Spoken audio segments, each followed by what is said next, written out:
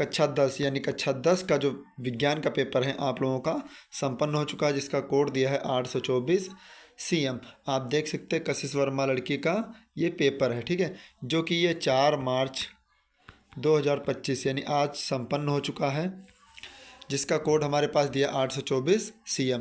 आप लोगों से रिक्वेस्ट है कि वीडियो को अंत तक ज़रूर देखें और अपने उत्तर चेक कर लें, ठीक है। अपने जो आंसर हैं वो बिल्कुल अच्छी तरीके से चेक कर लें कि आप लोगों ने कितने क्वेश्चन सही किए हैं, ठीक है। आप लोग कहीं से भी मिला लेना, लेकिन हम आप लोगों को बिल्कुल 100% सही बता रहे हैं, ठीक है। पहला क्वेश्चन देखते हैं। पहला क्वेश्चन हमारा क्या कह रहा है, ध्यान से देखिए। पहला क्वेश्चन हमारा कह रहा है किसी लेंस की क्षमता की इकाई होती है। तो किसी लेंस की क्षमता की इकाई, पहली बात क्षमता का जो मात्रक होता है वो क्या होता है, डायोप्टर। वो मात्रक होता है डायोप्टर, जिसका सूत्र होता है 1/F, P बराबर 1/F, और 1 के बटे में F को मीटर से प्रदर्शित करते हैं। तो इसका जो सही आंसर होगा वो ऑप्शन सी होगा, प्रति मीटर, बिल्कुल सही आंसर है। फिर क्वेश्चन नंबर 2 देखते हैं। क्वेश्चन नंबर 2 हमारा कह रहा है, यानी प्रश्न नंबर 2, एक दर्पण द्वारा बना प्रतिबिंब आभासी, सीधा और वस्तु से बड़ा हो तो दर्पण होगा। तो कौन सा दर्पण होगा, तो जो दर्पण होगा वो आप लोगों का होगा सही आंसर अवतल दर्पण, बिल्कुल सही आंसर। जिन लोगों ने किया उनका बिल्कुल सही आंसर है। फिर देखते हैं प्रश्न नंबर 3। अब प्रश्न नंबर 3 हमारा क्या कह रहा, ध्यान से देखना। प्रश्न नंबर 3 आप लोग मैच कर लीजिएगा अपने कॉपी में कि आप लोगों ने कितना उत्तर सही किया है, ठीक है। तो पहला क्वेश्चन नंबर 3 हमारा कह रहा है कांच का अपवर्तनांक 1.5 है, वायु में प्रकाश की चाल 3 × 10⁸ मीटर प्रति सेकेंड है, कांच में प्रकाश की चाल होगी। तो कांच में प्रकाश की जो चाल होगी वो सूत्र बनेगा क्या, V बराबर NC, V बराबर NC। हमसे कहा है प्रकाश की चाल c का मान याद कीजिए। तो c का मान क्या होगा, 3 × 10⁸ बट्टा में 1.5 होगा, दशमलव उठाएंगे 0, 15 दूना 30, यानी उत्तर आपका क्या आएगा 2 × 10⁸। तो कौन सा उत्तर सही है, बी ऑप्शन बिल्कुल सही आंसर है, ठीक है। इसके बाद देखते हैं प्रश्न नंबर 4। प्रश्न नंबर 4 हमारा क्या कह रहा, प्रश्न नंबर 4 कह रहा आकाश का रंग नीला होने का कारण।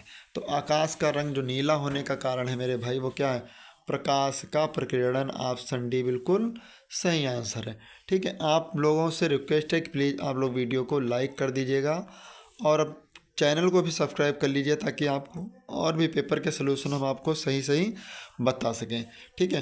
तो आप लोगों को चैनल को भी सब्सक्राइब करना है, लाइक करना है और कमेंट जरूर करना कि आप लोगों ने कितने आंसर सही किए, ठीक है। आप लोग ये बताएंगे तभी तो हम समझ पाएंगे कि आप लोगों ने कितने आंसर सही किए थे, ठीक है। तो अगला क्वेश्चन देखते हैं। क्वेश्चन नंबर 5 क्या कह रहा, यदि किसी निश्चित प्रतिरोध से होकर बहने वाली वैद्युत धारा आधी कर दी जाए तो उत्पन्न ऊष्मा हो जाएगी। तो इसका जो सही आंसर है वो 1/4, 1/4 हो जाएगी। क्या हो जाएगी, 1/4, बिल्कुल सही आंसर है। फिर इसके बाद देखते हैं प्रश्न नंबर 6। अब प्रश्न नंबर 6 इसमें नहीं है, प्रश्न नंबर 6 अगले पार्ट में है।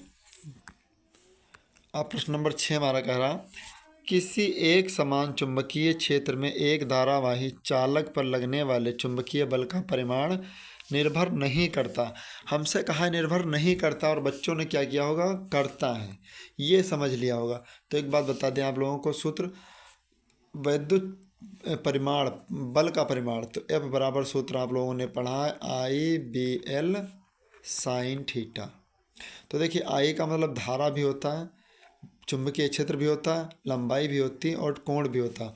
तो इसमें धारा भी ऑप्शन में दिया है, चुंबकीय क्षेत्र भी दिया है, ठीक है, चुंबकीय क्षेत्र की तीव्रता दी और चालक की लंबाई भी दी। वैद्युत धारा की दिशा नहीं दी, तो वैद्युत धारा की दिशा ही बिल्कुल सही आंसर, ऑप्शन डी बिल्कुल करेक्ट आंसर है। फिर प्रश्न नंबर 7 क्या कह रहा वो देखते हैं। लघु पथन के समय वैद्युत परिपथ में वैद्युत धारा का मान होता है। तो लघु पथन के समय वैद्युत धारा का मान जो है वो अधिक हो जाता है, यानी बहुत ज़्यादा बढ़ जाता है, ऑप्शन सी बिल्कुल सही आंसर है। फिर देखते हैं प्रश्न नंबर 8।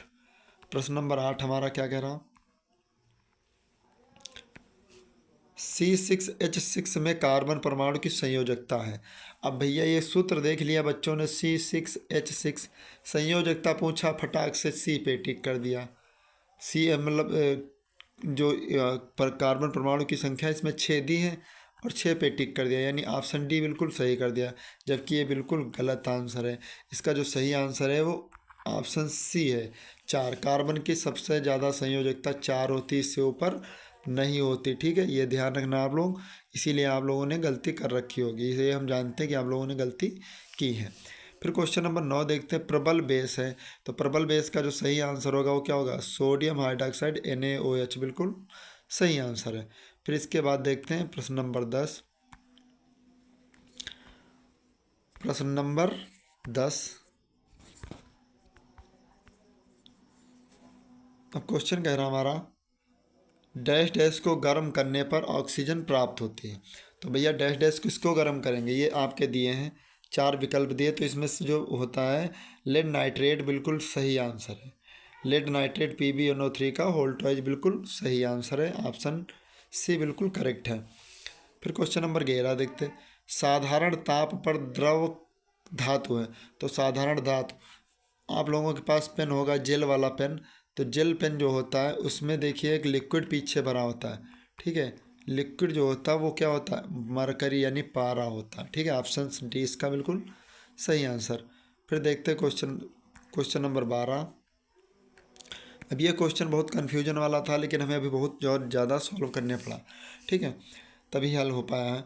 अब क्वेश्चन नंबर 12 कह रहा अवक्षेपण अभिक्रिया है, तो इसका जो सही आंसर होगा वो ऑप्शन ए होगा, BaCl2 plus H2SO4 arrow BaSO4 2HCl।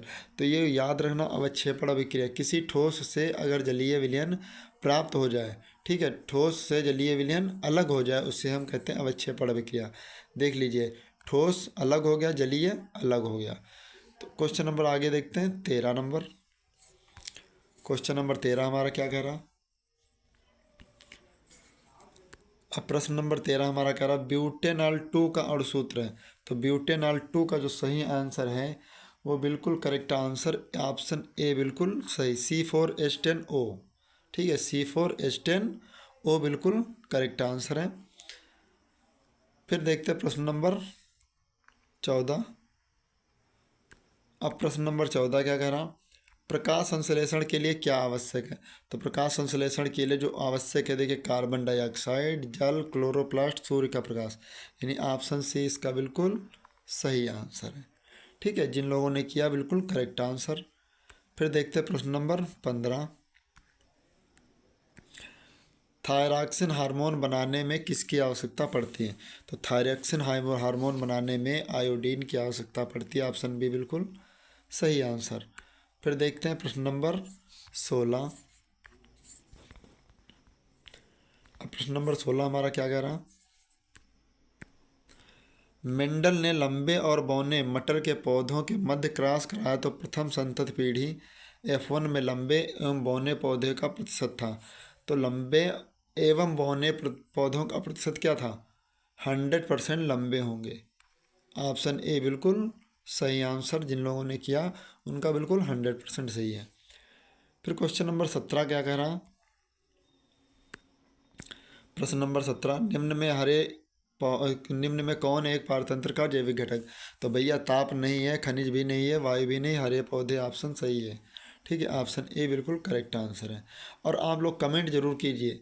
ठीक है, आप लोग कमेंट में बताइए कि आप लोगों ने कितने आंसर सही किए, कितने आंसर गलत किए, हमें पता होना चाहिए। आप लोग बताएंगे तभी तो हम जान पाएंगे।